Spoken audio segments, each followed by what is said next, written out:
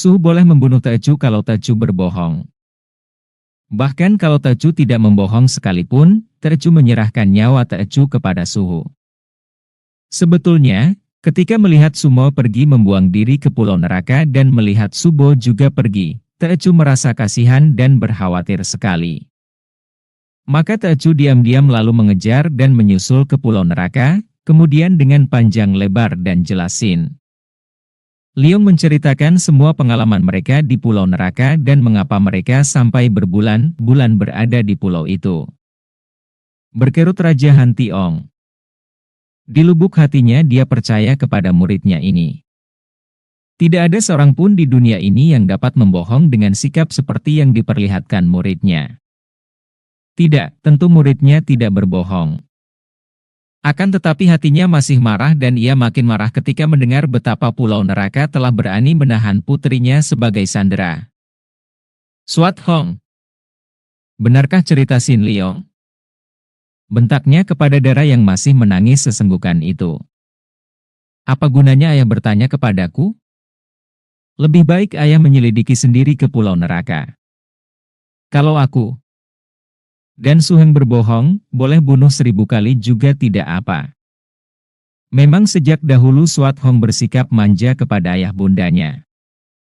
Pula dia memiliki watak keras, tidak takut mati, maka dalam keadaan seperti itu pun dia bersikap berani dan menantang. Siapkan pasukan 30 orang untuk ikut bersamaku ke pulau neraka. Raja itu memerintah kepada pembantunya dengan suara marah. Pada hari itu juga dia berangkat bersama 30 orang pasukan menuju ke pulau neraka. Dapat dibayangkan betapa kagetnya para penghuni pulau neraka ketika diserbu oleh pasukan pulau es yang dipimpin oleh Raja Han Tiong sendiri. Ou Kong Ek sendiri yang maju dan berusaha melawan, tapi dalam belasan jurus saja telah dirobohkan dan dipaksa menceritakan apa yang terjadi ketika putri Raja Pulau Es itu berada di pulau neraka. Dengan kebencian dan dendam yang makin mendalam, Ou Kong Ek menceritakan keadaan sebenarnya, tepat seperti yang telah didengar oleh Han Tiong dari mulut Sin Liong. Maka mulailah raja ini merasa menyesal mengapa dia telah terburu nafsu menghajar, bahkan hampir saja membunuh Sin Liong dan Suat Hong yang sebetulnya tidak berdosa. Mulailah dia teringat bahwa kemarahannya itu timbul karena bujukan dan kata-kata yang membakar dari permaisurinya. Dia menjadi marah sekali dan kemarahannya itu dilampiaskannya di pulau neraka. Pulau itu diobrak-abrik, sebagai hukuman telah berani menahan puterinya. Bahkan kitab catatan Sin Liong tentang racun dan pengobatannya, dihancurkan dan dibakarnya. Setelah puas melampiaskan kemarahannya, Han Tiong memimpin pasukannya meninggalkan pulau neraka, meninggalkan para penghuni yang banyak menderita luka lahir batin itu.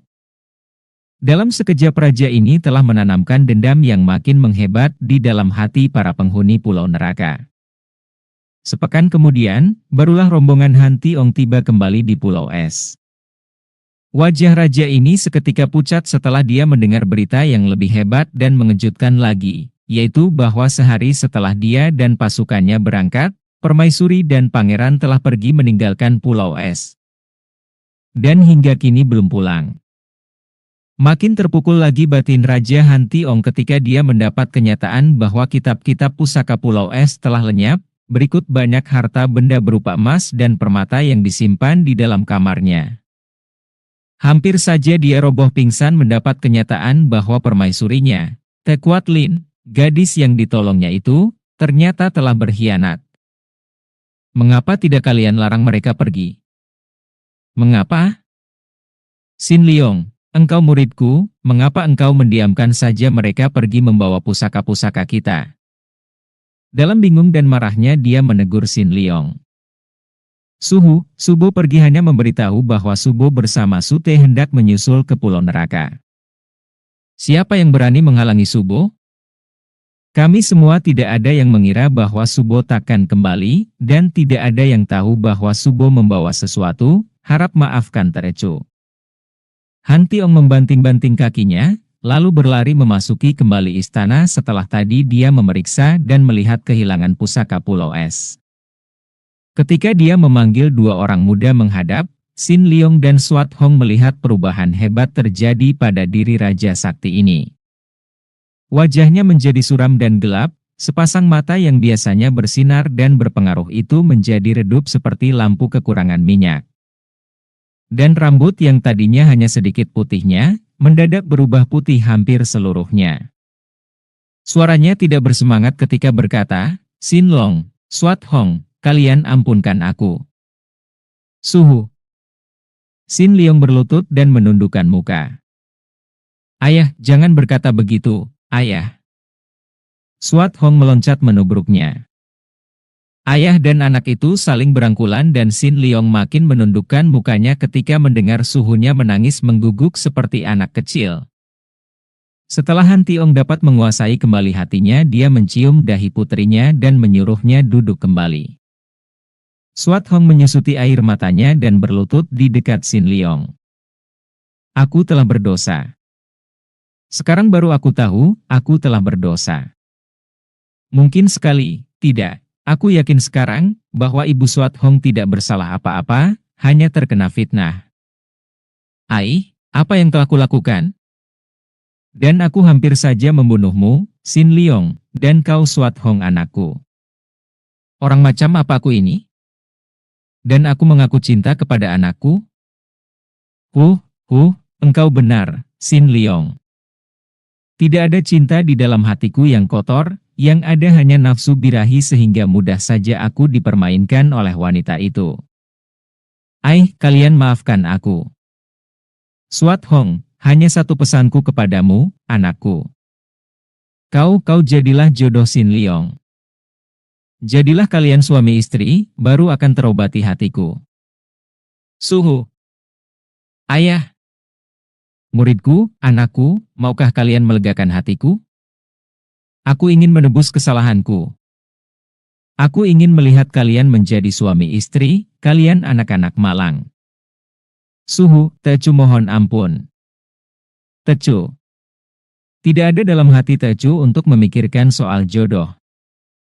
Ayah, mengenai jodoh tidak dapat ditentukan begitu saja. Biarkan kami menentukannya sendiri. Han Tiong menarik napas panjang, memejamkan mata sebentar, kemudian bangkit berdiri. Ia membalikkan tubuh dan berjalan memasuki kamarnya meninggalkan dua orang muda yang masih berlutut itu. Semenjak saat itu, sampai berhari-hari lamanya, raja itu tidak pernah keluar dari kamarnya sehingga membuat gelisah semua pembantunya. Keadaan di Pulau Es tidak seperti biasa, semua penghuni dapat merasakan ini. Semenjak terjadinya peristiwa yang memalukan dan menyedihkan menimpa keluarga Raja Han Tiong, keadaan Pulau Es sunyi dan semua wajah para penghuni kelihatan muram. Bahkan cuaca juga seolah-olah berubah suram, sering kali malah menjadi gelap oleh mendung tebal. Hati semua orang merasa gelisah tanpa mereka ketahui sebabnya, seolah-olah merupakan tanda rahasia bahwa akan terjadi hal-hal lebih hebat lagi. Peristiwa menyedihkan yang menimpa Han Tiong bisa menimpa diri setiap orang, dan memang kita sebagai manusia hidup selalu terlupa bahwa mengejar kesenangan sama artinya dengan memanggil kesengsaraan. Kita hidup dibuai hayal akan keadaan yang lebih baik, lebih menyenangkan daripada keadaan seperti apa adanya. Kita tidak pernah membuka mata, tidak pernah menghayati keadaan saat ini, tidak dapat melihat bahwa saat ini mencakup segala keindahan. Dengan membandingkan keadaan kita dengan keadaan lain, kita selalu menganggap bahwa keadaan buruk tidak menyenangkan, dan kita selalu memandang jauh ke depan, mencari-cari dan menghayalkan yang tidak ada, keadaan yang kita anggap lebih menyenangkan. Karena kebodohan kita inilah maka kita hidup dikejar-kejar oleh kebutuhan setiap saat, detik demi detik kita mengejar kebutuhan. Kebutuhan adalah keinginan akan sesuatu yang belum tercapai, yang kita kejar-kejar. Lupa bahwa kalau yang satu itu dapat tercapai, di depan masih menanti 1000 hal lain yang akan menjadi keinginan dan kebutuhan kita selanjutnya. Maka, berbahagialah dia yang tidak membutuhkan apa-apa.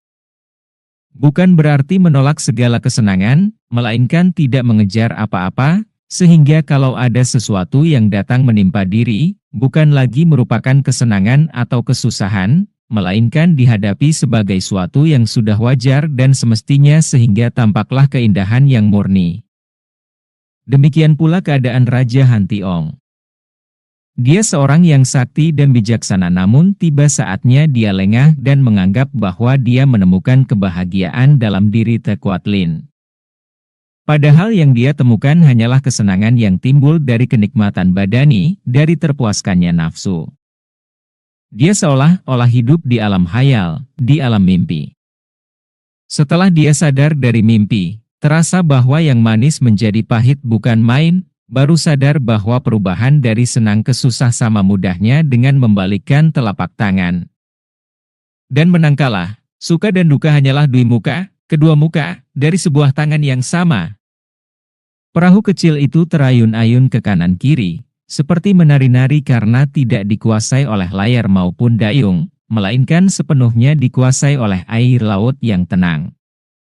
Dua orang yang duduk di perahu itu seperti dua buah arca, diam dan pandang mata mereka melayang jauh ke kaki langit, melayang-layang di permukaan laut seperti mencari-cari sesuatu yang hilang. Dan memang pikiran Sin Leong dan Swat Hong, dua orang di perahu itu, sedang mencari-cari jawaban pertanyaan hati mereka sendiri. Pulau Es hanya kelihatan sebagai sebuah garis putih mendatar dekat kaki langit. Mereka berangkat pagi-pagi meninggalkan Pulau Es. Setelah tiba di tempat jauh yang sunyi ini, mereka menggulung layar dan membiarkan perahu mereka dibuai gelombang kecil. Mereka sudah lama berdiam diri seperti itu, dibuai oleh lamunan masing-masing. Lamunan yang timbul karena keadaan di Pulau Es yang menyedihkan. Suheng, suara panggilan Swat Hong ini lirih saja. Namun karena sejak tadi mereka tidak mendengar suara apa-apa, maka suara panggilan ini seolah-olah mengandung getaran hebat yang memenuhi seluruh ruang kesunyian. Sin Leong menoleh dan dia pun seolah-olah baru sadar dari alam mimpi. Jawabannya masih ragu-ragu. Suheng mengajakku meninggalkan pulau. Setelah tiba di sini, mengapa Suheng tidak lekas bicara melainkan melamun saja? Aku terpesona akan keindahan alam yang sunyi ini, Sumoy. Aku pun tadi terseret, Suheng. Akan tetapi melihat batu karang menonjol di depan itu, aku tersadar. Apakah aku akan menjadi setua batu karang itu yang kerjanya hanya termenung di tempat sunyi? Suheng, kau tadi bilang bahwa engkau mengajakku ke tengah laut untuk membicarakan urusan kita. Mengapa harus ke sini? Engkau sudah mengerti sendiri. Fitnah yang dilontarkan kepada kita, bahwa ada terjadi sesuatu yang rendah di antara kita, membuat aku merasa tidak enak kalau mengajak kau bicara berdua saja di tempat sunyi di atas pulau itu. Dapat menimbulkan prasangka yang bukan-bukan. Karena itulah maka kuajak ke sini, agar kita dapat bicara dengan tenang dari hati ke hati tanpa ada yang mendengar dan melihat. Pula, kuharap di tempat yang sunyi ini, yang membuat kita seolah-olah berada di dalam alam lain, kita akan menemukan ilham. Swat Hong tertawa. Timbul kembali kegembiraan darah ini setelah dia tidak berada di Pulau Es yang membuat dia selama ini ikut muram dan berduka. Wah, Suheng, kadang-kadang kau bicara seperti seorang pendeta saja. Apa sih yang akan dibicarakan sampai-sampai kau membutuhkan ilham segala? Mari kita bicara tentang cinta, Sumoy. Wajah darah muda jelita itu terheran. Matanya memandang terbelalak dan perlahan-lahan kedua pipinya menjadi agak kemerahan. Apa maksudmu, Suheng? Sin Leong menarik napas panjang dan menyentuh tangan Sumoynya. Perlukah aku menjelaskan lagi? Suhu, ayahmu sedang dilanda duka dan kedukaannya yang terakhir kali ini adalah menyangkut hubungan antara kita. Suhu menghendaki agar kita berjodoh, dan kita secara jujur telah menyatakan tidak setuju akan kehendaknya itu. Dan memang kita benar, Sumoy. Perjodohan tidak bisa ditentukan begitu saja, karena perjodohan merupakan hal gawat bagi seseorang, akan melekat selama hidupnya. Akan tetapi bagaimana kita tahu kalau hal ini tidak kita bicarakan secara terus terang?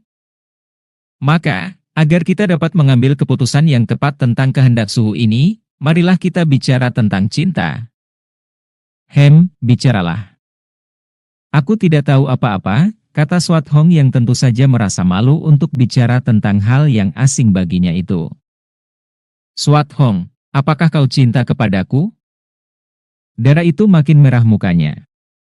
Tak disangkanya bahwa Suhengnya akan bertanya secara langsung seperti itu sehingga dia merasa seperti diserang dengan tusukan pedang yang amat dahsyat. Dia mengangkat muka memandang Suhengnya dengan bingung. Aku tidak tahu, dan dia menundukkan mukanya. Sumoy, sudah sering aku melihat sikapmu yang aneh. Engkau marah-marah ketika kita berada di Pulau Neraka. Engkau cemburu melihat Soancu berbuat baik kepadaku, dan kau tidak senang melihat Kongkongnya hendak menjodohkan Soancu dengan aku. Sumoy, aku tidak tahu apa cemburu itu tandanya cinta. Akan tetapi, jawablah demi pemecahan persoalan yang kita hadapi ini. Cintakah kau kepadaku? Disinggung-singgung tentang sikapnya di Pulau Neraka yang jelas menandakan rasa cemburunya, Swat Hong menjadi makin malu. Dicobanya untuk menjawab, akan tetapi begitu dia bertemu pandang dengan Suhengnya, dia menjadi makin malu dan ditutupinya mukanya dengan kedua tangan. Kepalanya digeleng-gelengkan dan dia berkata, aku tidak tahu. Kau saja yang bicara, Suheng. Kau saja yang menjawab apakah kau cinta padaku atau tidak. Dan kini Swat Hong menurunkan kedua tangannya, sepasang matanya yang bening itu kini dengan penuh selidik menatap wajah Sin Leong. Sin Leong menarik napas panjang. Itulah yang membingungkan hatiku selama ini, Sumoy. Mau bilang tidak mencintaimu, buktinya aku suka kepadamu. Akan tetapi untuk menyatakan bahwa aku cinta padamu, sulit pula karena aku sendiri tidak tahu bagaimana sesungguhnya cinta itu. Apakah seperti cintanya Suhu terhadap ibumu yang berakhir dengan peristiwa menyedihkan itu? Ataukah seperti cintanya ibumu kepada Suhu? Ataukah seperti cintanya Tekuat Lin dan Suhu? Mengapa semua cinta itu demikian palsu dan mengakibatkan hal yang amat menyedihkan? Aku menjadi ngeri melihat cinta macam itu, Sumoy. Swat Hong memandang heran. Aku tidak pernah memikirkan cinta seperti yang kau kemukakan ini, Suheng. Mudah saja. Lihat saja apa yang terjadi antara Suhu, ibumu, dan Tekuat Lin. Seperti itukah cinta? Hanya mendatangkan cemburu, kemarahan, kebencian, dan permusuhan hebat. Apakah itu cinta? Kalau seperti itu, aku ngeri dan aku tidak berani berlancang mulut menyatakan cinta kepada siapapun, Sumoy. Karena kalau hanya seperti itu akibatnya, maka cinta yang kunyatakan hanyalah merupakan kembang bibir belaka, hanya cinta palsu belaka. Bayangkan saja, Sumoy.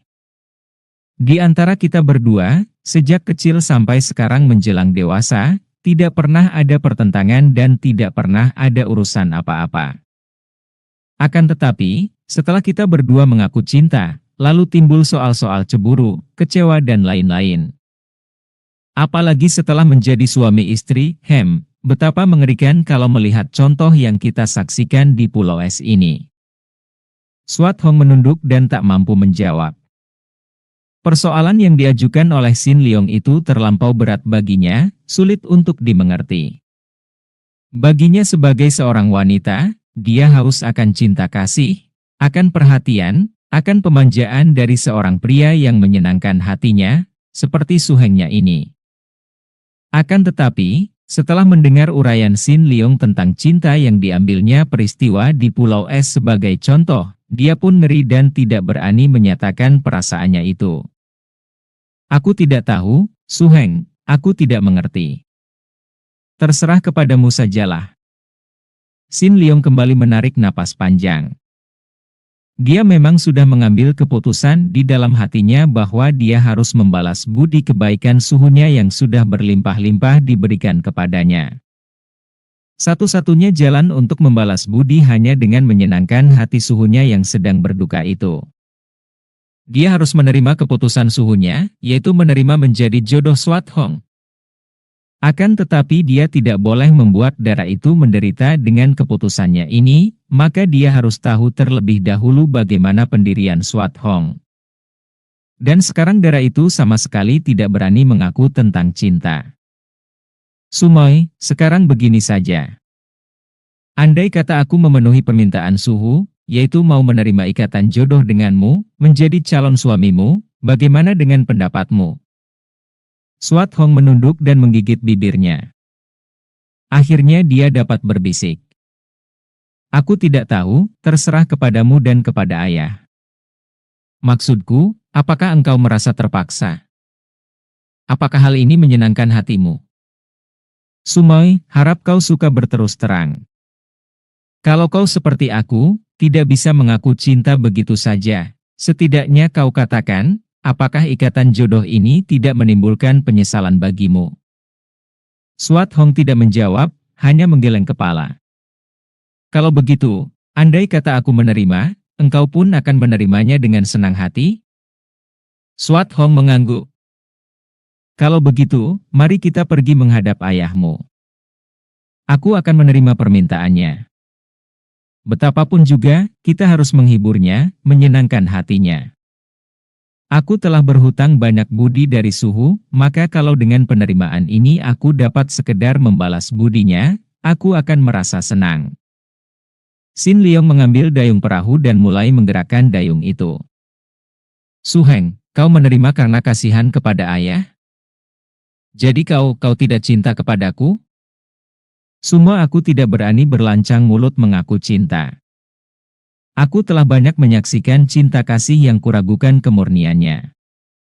Aku khawatir bahwa sekali cinta diucapkan dengan mulut, maka itu bukanlah cinta lagi.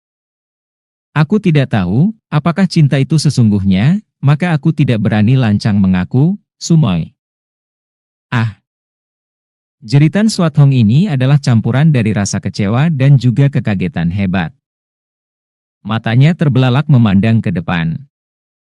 Melihat wajah Sumoynya, Sin Leong cepat menengok dan pada saat itu terdengar ledakan dahsyat dibarengi dengan cahaya kilat yang seolah-olah membakar dunia. Sin Leong yang sedang terbelalak memandang itu melihat air muncrat tinggi sekali, disusul asap dan api muncul dari permukaan laut antara perahunya dan pulau es. Kedua orang muda yang terbelalak dengan muka pucat itu tidak berkesempatan untuk terheran lebih lama lagi karena tiba-tiba perahu mereka dilontarkan ke atas. Dalam saat lain perahu itu telah dipermainkan oleh gelombang yang mendahsyat dan menggunung. Suara mengguruh memenuhi telinga mereka dan keheningan yang baru saja mencekam lautan itu kini terisi dengan kebisingan yang sukar dilukiskan. Sin Leong berteriak, Sumoy, bantu aku! Jangan sampai perahu terguling. Keduanya mengerahkan tenaga, menggunakan dayungnya untuk mengatur keseimbangan perahu. Namun, kekuatan gelombang air laut yang amat dahsyat itu mana dapat ditahan oleh tenaga manusia, biarpun kedua orang muda itu adalah tokoh-tokoh pulau es sekalipun. Perahu mereka menjadi permainan gelombang, dilontarkan tinggi ke atas, disambut dan diseret ke bawah. Seolah-olah ada tangan malaikat maut atau ekor naga laut yang menyeret perahu ke dasar laut, akan tetapi tiba-tiba diayun lagi ke atas, ditarik ke kanan, didorong ke kiri sehingga kedua orang murid Raja Han Tiong itu menjadi pening dan setengah pingsan. Mereka tidak ingat akan waktu lagi, tidak tahu berapa lama mereka diombang-ambingkan air laut, tidak tahu lagi berapa jauh mereka terbawa ombak. Mereka tidak sempat menggunakan pikiran lagi, yang ada hanya naluri untuk menyelamatkan diri, menjaga sekuat tenaga agar perahu mereka tidak sampai terguling dan tangan mereka tidak sampai terlepas memegangi pinggiran perahu. Dengan tangan kanan memegang pinggiran perahu, tangan kiri Sin Leong memegang lengan kanan Sumoynya. Betapapun juga, dia tidak akan melepaskan Sumoynya. Swat Hong yang biasanya tabah dan tidak mengenal takut itu, sekali ini menangis dengan muka pucat dan mata terbelalak. Terlampau hebat keganasan air laut baginya, terlampau mengerikan melihat gelombang setinggi gunung yang seolah-olah setiap saat hendak mencengkeram dan menelannya itu. Tiba-tiba Swat Hong menjerit. Segulung ombak besar datang dan menelan perahu itu. Mereka gelagapan karena ditelan air, kemudian mereka merasa betapa perahu mereka dilambungkan ke atas. Grup. Keduanya terpental keluar, akan tetapi masih saling bergandeng tangan. Cepat Sin Leong menyapu mukanya agar kedua matanya dapat memandang. Ternyata perahu mereka telah dilontarkan ke sebuah pulau kecil yang penuh batu karang. Sebuah pulau yang menjulang tinggi akan tetapi hanya kecil-kecil sekali, merupakan sebuah batu karang besar yang menonjol tinggi. Sumoy, lekas. Kita naik ke sana. Sin Leong tidak mempedulikan tubuhnya yang terasa sakit semua, membantu Sumoynya merangkak bangun. Pipi kanan dan lengan kiri Swat Hong berdarah, akan tetapi gadis itu pun agaknya tidak merasakan semua ini. Tersaruk-saruk dia dibantu suhengnya merangkak dan menyeret perahu ke atas, kemudian mereka melanjutkan pendakian ke atas puncak batu karang itu dengan susah payah. Akhirnya mereka tiba di puncak batu karang dan apa yang tampak oleh mereka dari tempat tinggi ini benar-benar menggetarkan jantung. Di sekeliling mereka hanya air semata. Air yang menggila, bergerak berputaran, gelombang yang dahsyat menggunung, suara yang gemuruh seolah-olah semua iblis dari neraka bangkit. Batu karang besar, atau lebih tepat disebut pulau kecil dari batu itu tergetar-getar, seolah-olah menggigil ketakutan menghadapi kedahsyatan badai yang mengamuk. Tidak tampak apa-apa pula selain air dan kegelapan, kadang-kadang diseling cahaya menyambar dari atas seperti lidah api seekor naga yang bernyala-nyala. Oh! Swat Hong menangis dan cepat dipeluk oleh suhengnya. Tubuh darah itu menggigil, pakaiannya robek-robek. Tenanglah, tenanglah, Sumoy, Sin Leong berbisik dan pemuda ini mengerti bahwa bukan hanya Sumoy nya yang disuruhnya tenang, melainkan hatinya sendiri juga. Pengalaman ini sungguh dahsyat dan tidak mungkin dapat terlupa selama hidupnya. Kebesaran dan kekuasaan alam nampak nyata. Membuat dia merasa kecil tak berarti, kosong dan remeh sekali. Sin Leong dan Swat Hong yang dipeluknya tidak tahu lagi berapa lamanya mereka berada di tempat itu. Siang malam tiada bedanya, yang tampak hanya kegelapan, air, dan kadang-kadang kilatan cahaya halilintar. Yang terdengar hanyalah gemuruh air, angin menderu, dan kadang-kadang ledakan guntur. Tidak memikirkan dan merasakan apa-apa, yang ada hanya takjub dan ngeri. Di luar tahunya dua orang itu, mereka telah berada di Pulau Batu Karang selama sehari semalam. Akhirnya badai mereda, badai yang ditimbulkan oleh ledakan gunung berapi di bawah laut. Kegelapan mulai menipis, akhirnya tampak kabut putih bergerak perlahan meninggalkan tempat itu. Air mulai tenang dan menurun, akhirnya tampaklah sinar matahari disusul oleh bola api itu sendiri setelah kabut terusir pergi. Tampaklah lautan luas terbentang di bawah, dan baru sekarang dua orang muda itu sadar bahwa mereka duduk di puncak batu karang yang amat tinggi. Swat Hong mengeluh, baru terasa betapa penat tubuhnya, betapa luka-luka kecil dari kulitnya yang lecet, dan betapa haus dan lapar menyiksa leher dan perut. Sumoy, badai sudah mereda. Mari kita turun. Itu perahu kita. Untung tidak pecah, kata Sin Leong dan dia menggandeng tangan Sumoynya menuruni batu karang. Perahu mereka tidak pecah, akan tetapi layar dan dayungnya lenyap. Sin Leong mengangkat perahu itu, membawanya turun ke bawah. Mari kita lekas pulang, Sumoy. Biar kudayung dengan kedua tangan. Swat Hong duduk di dalam perahu, mengeluh lagi dan berkata penuh kegelisahan, bagaimana dengan pulau es? Badai mengamuk demikian hebatnya, Suheng. Aku tidak tahu, mudah-mudahan mereka selamat. Maka dari itu, kita harus cepat pulang. Suara Sin Leong bergetar walau wajahnya terlihat tetap tenang. Dia lalu menggunakan kedua tangannya yang kuat sebagai dayung. Perahu bergerak, meluncur di atas air yang tenang dan licin seperti kaca. Sama sekali tidak ada tanda-tanda di permukaan air bahwa air itu telah mengamuk sedemikian hebatnya baru-baru ini. Tak lama kemudian Sin Leong mendapatkan dayung yang dipatahkan dari batang pohon yang hanyut di air. Agaknya pulau-pulau kecil di sekitar tempat itu telah diamuk badai sedemikian hebatnya sehingga pohon-pohon tumbang dan terbawa air. Setelah keadaan cuaca terang kembali, Sin Leong dapat menentukan arah perahu dan tak lama kemudian tampaklah pulau es dari jauh.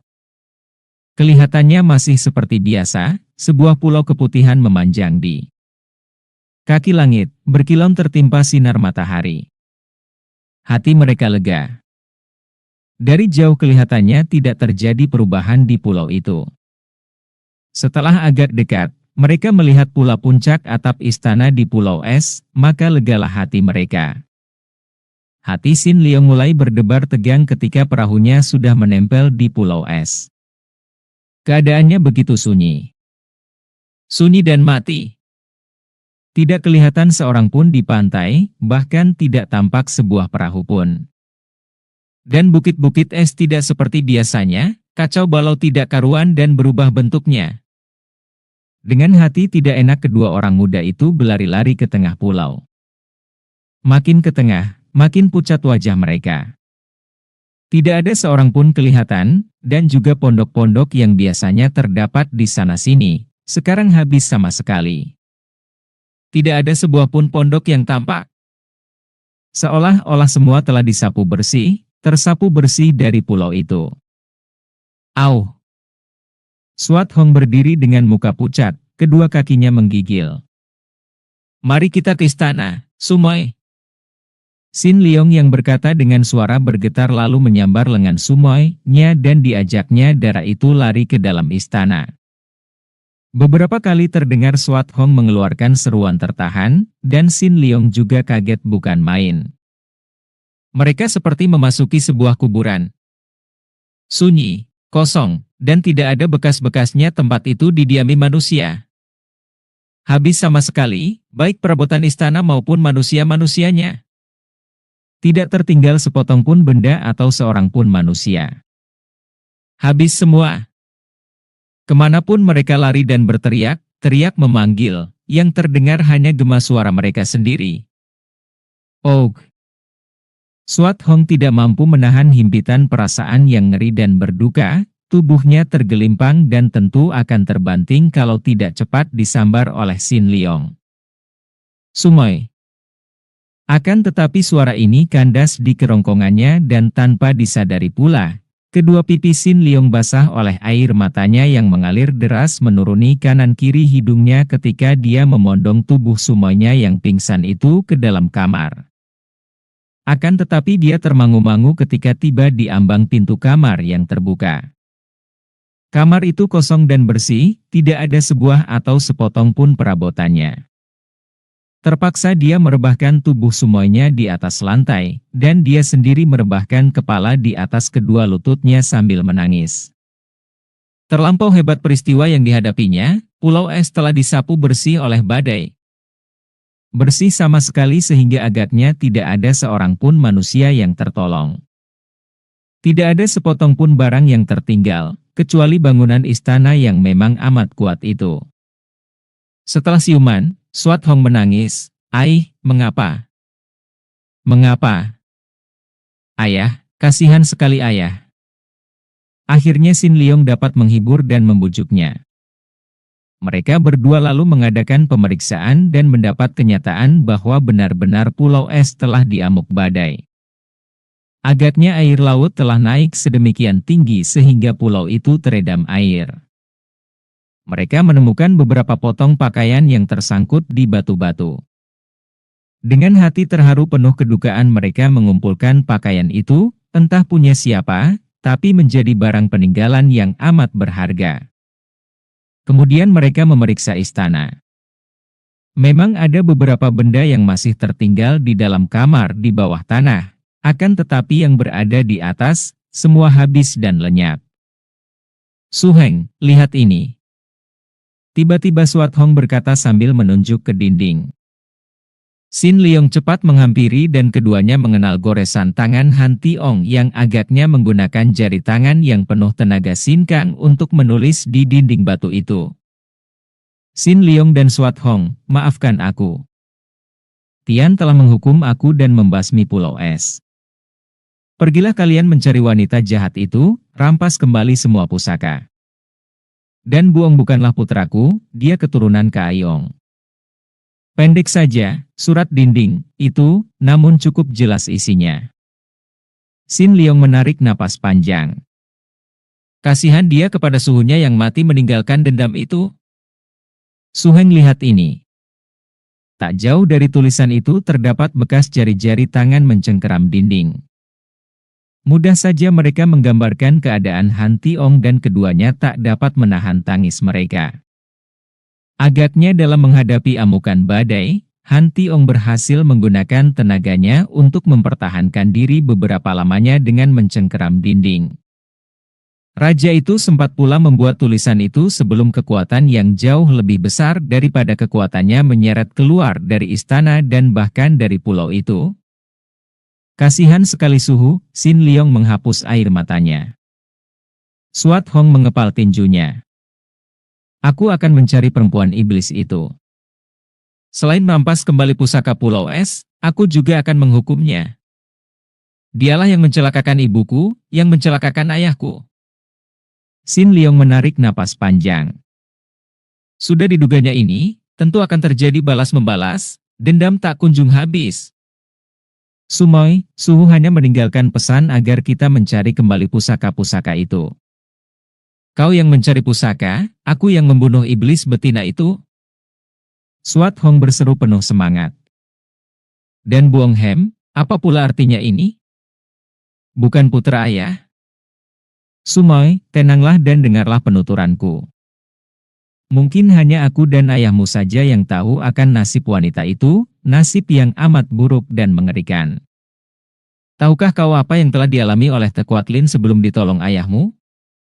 Xin Liong lalu menceritakan keadaan Tekuat Lin yang menjadi gila karena 12 orang suhengnya dibunuh orang dan agaknya, melihat keadaannya, gadis yang tadinya seorang pendekar wanita perkasa itu telah diperkosa di antara mayat para suhengnya. Kurasa demikianlah kejadiannya. Setelah Suhu menyatakan bahwa Buong adalah keturunan Kaayong, teringatlah aku. Jelas bahwa Tekuat Lin diperkosa oleh pembunuh 12 orang anak murid Bu Tongpai itu, sehingga anak yang dilahirkannya itu, Han Buong, adalah keturunan Kaayong yang memperkosanya dan membunuh para suhengnya. Mendengar penuturan tentang nasib mengerikan yang dialami ibu tirinya, Suat Hong bergidik. Akan tetapi dia mengomel. Yang berbuat jahat kepadanya adalah raja pengemis itu, mengapa dia membalasnya kepada ibu? Dan dia telah menghancurkan penghidupan ayah. Betapapun juga, aku harus mencarinya dan membalaskan sakit hati ibu dan ayah. Xin Liong maklum bahwa membantah kehendak semuanya ini percuma, hanya akan menimbulkan pertentangan saja. Maka diam-diam dia mengambil keputusan untuk selalu mendamping Sumoynya. Selain menjaga keselamatan darah ini, juga kalau perlu mencegah sepak terjangnya yang terdorong oleh nafsu dan dendam. Betapapun juga, setelah Pulau Es dibasmi oleh badai, darah ini kehilangan ayah bunda, tiada sanak kadang, tiada handai taulan dan dialah satu-satunya orang yang patut melindunginya, sebagai suhengnya. Ataukah sebagai calon suami? Xin Liong tidak mengerti dan tidak berani memutuskan.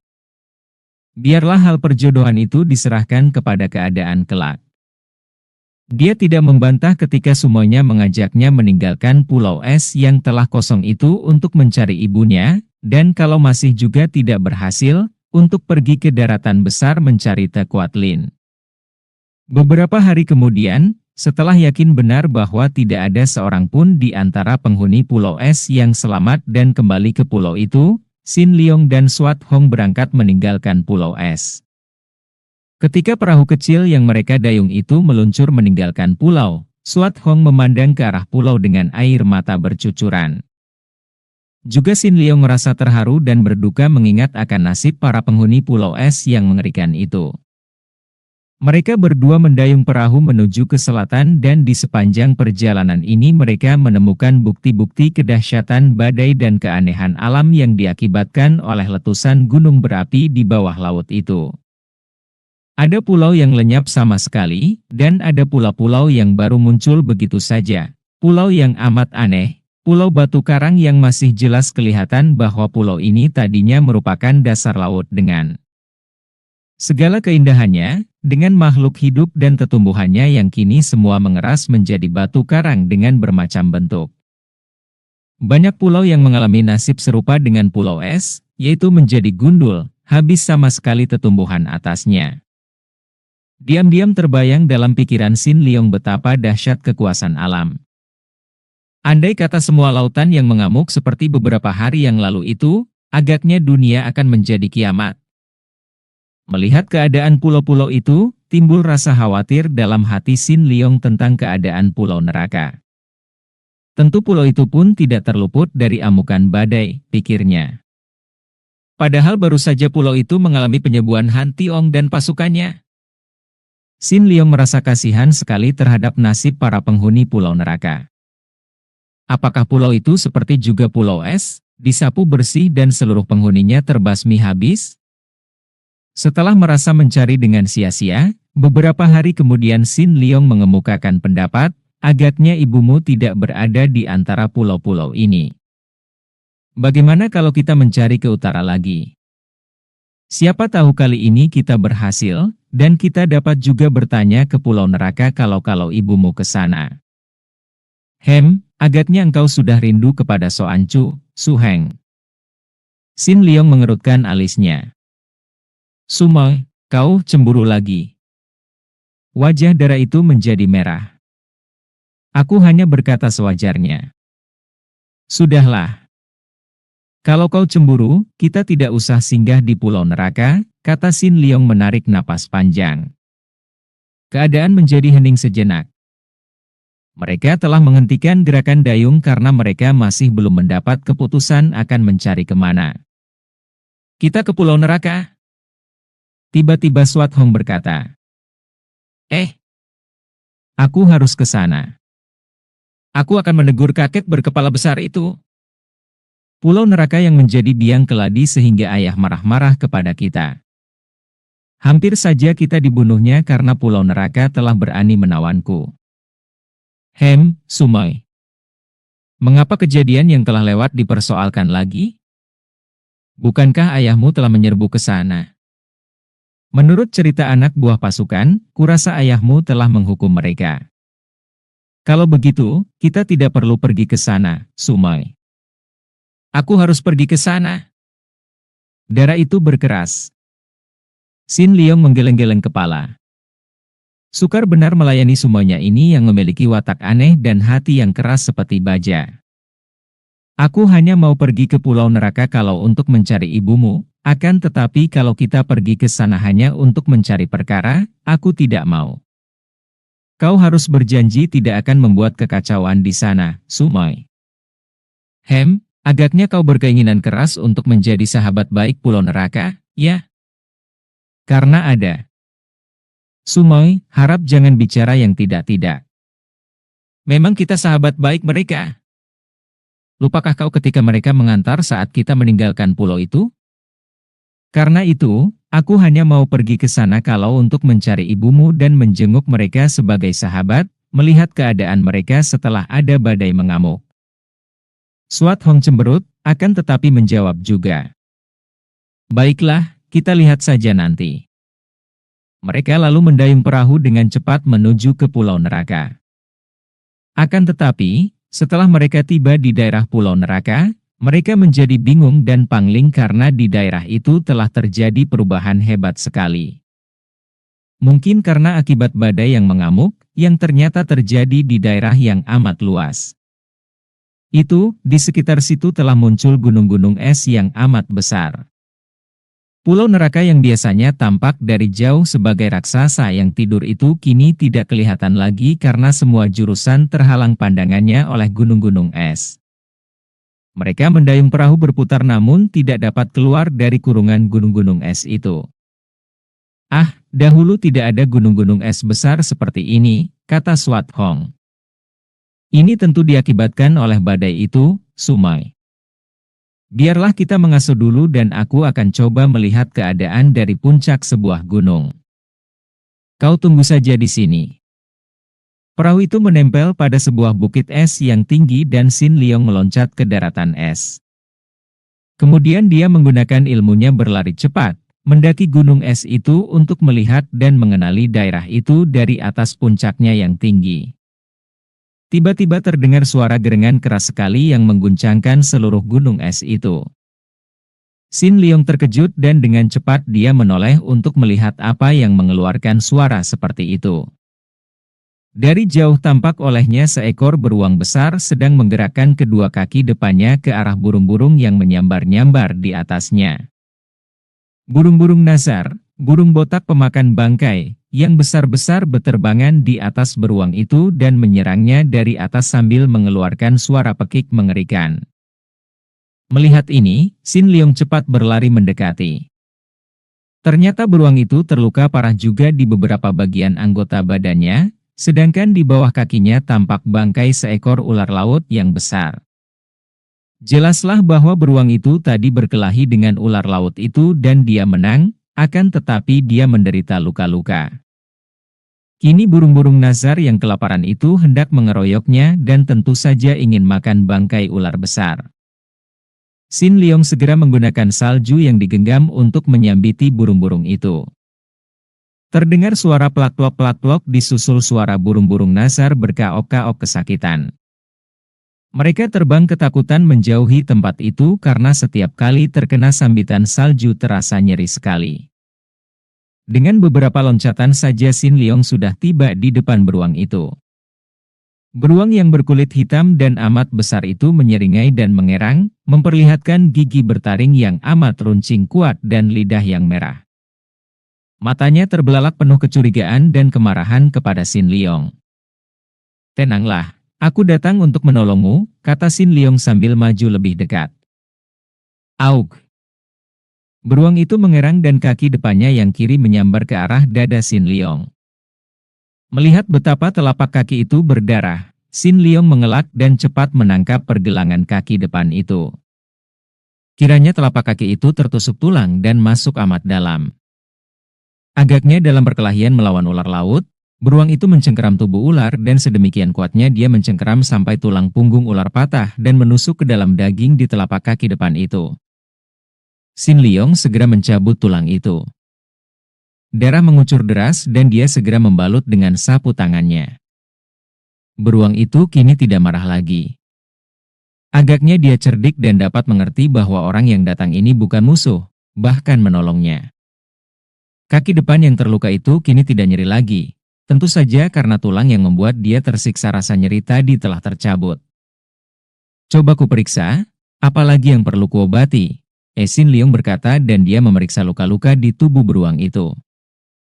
Ada sebuah luka di tengkuk yang membengkak. Tahulah Sin Leong bahwa luka ini cukup berbahaya, kalau tidak lekas diberi obat yang cocok akan dapat membahayakan nyawa beruang itu.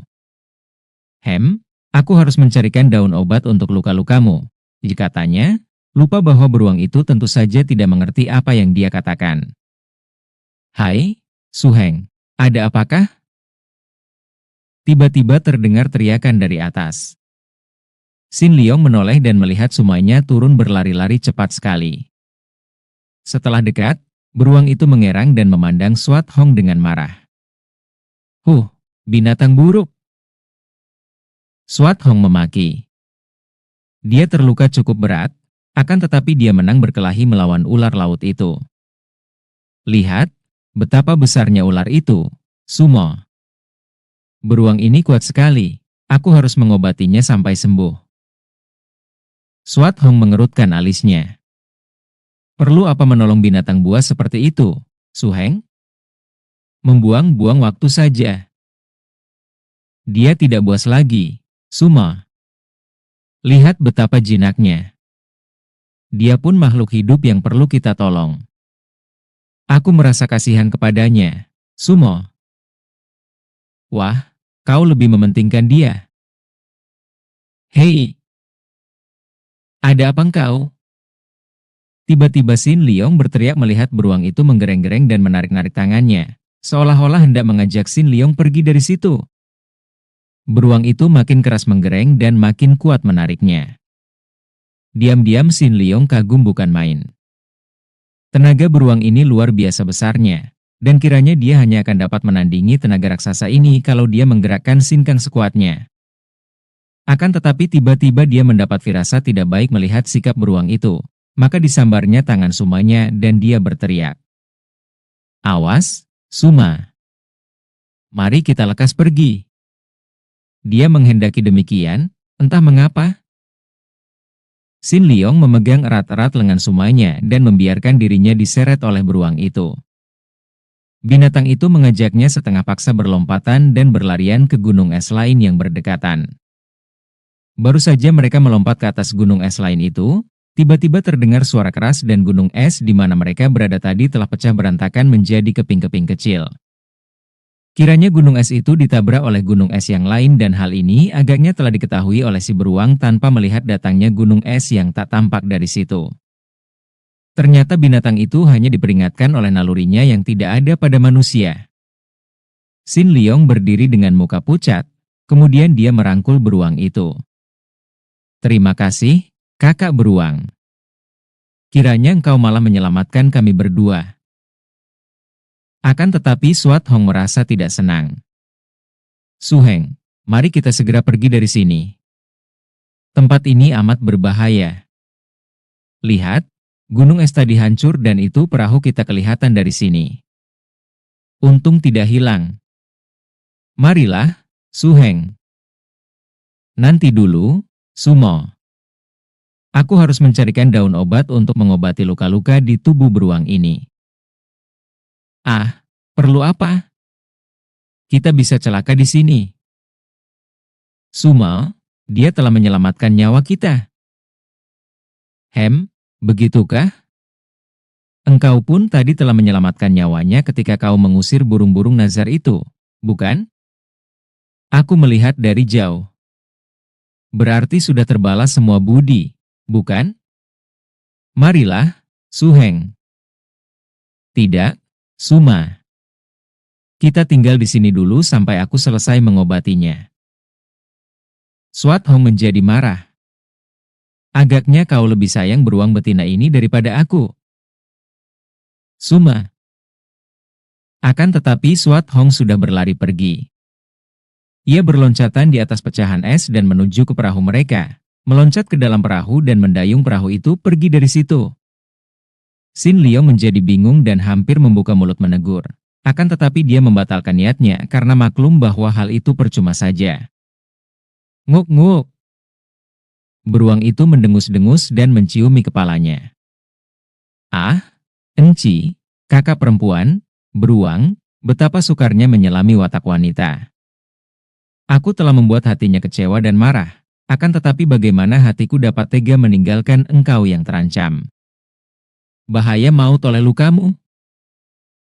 Sin Liong lalu mengajak beruang itu mencari daun. Karena perahu sudah dibawa pergi Suat Hong, maka terpaksa dia mencari pulau yang masih ada tetumbuhannya dengan jalan berloncatan dari batu es lainnya. Kalau jaraknya terlalu jauh, beruang itu menggendongnya dan membawanya berenang ke batu es lainnya atau kadang-kadang Sin Liong menggunakan sebongkah es yang mengambang sebagai perahu, didayung dengan tangannya yang kuat. Akhirnya setelah melalui perjalanan yang amat sukar, dapat juga dia menemukan pulau yang masih ada tetumbuhannya. Di pulau kecil itu dia mulai mengobati luka-luka beruang itu sampai sembuh. Pada suatu hari dia melihat sebuah perahu kosong terbalik mengambang tidak jauh dari pulau. Dia merasa girang sekali. Cepat menyuruh beruang mengambilnya dan hatinya terharu ketika mengenal perahu itu sebagai sebuah di antara perahu pulau es. Tentu penumpangnya telah lenyap di telan badai, pikirnya. Dia lalu membuat dayung dari cabang pohon. Setelah beruang hitam itu sembuh benar, dia lalu melompat ke perahu dan mendayungnya meninggalkan pulau. Akan tetapi tiba-tiba beruang itu terjun ke air dan berenang mengejar perahunya. "Hei, kakak beruang, kembalilah.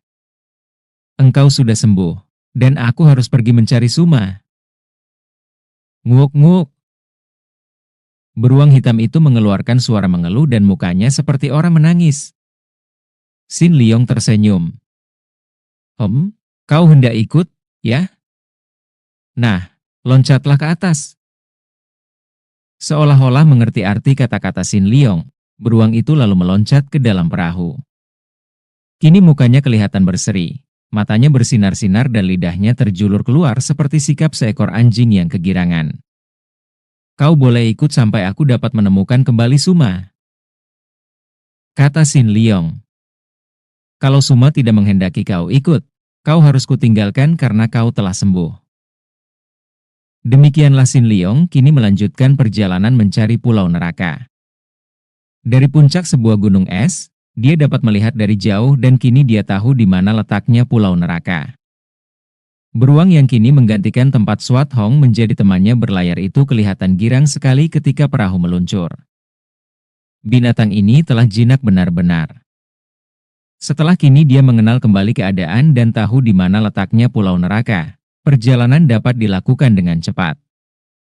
Setelah dekat dengan pulau neraka, dia menyaksikan sesuatu yang membuatnya terheran dan merasa tegang. Sebuah perahu besar kelihatan mendarat di pulau neraka. Jelas bukan perahu pulau neraka yang kecil-kecil.